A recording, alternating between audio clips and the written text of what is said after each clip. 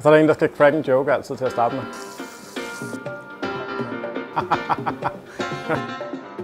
Jeg er virkelig stolt over at kunne præsentere dette års nytårsmenu. Til forret, der skal I have pocheret sort hummer med bagte og syltede jordskokker, en strandkrabbebisk, tilsmagt bergamotte og krydderurter på top.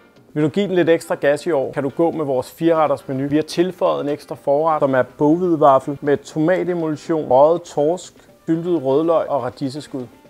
Til hovedret skal vi have dansk økologisk oksemørbrad, pommes rysli med tørrede blomster, vesterhavsost og friskfærnet sort peber. Endiven er vendt med ristede valnødder, en puré på fermenteret hvidløg og en trøffelsauce. Nej, jeg kan slet ikke, når I sådan... Alright.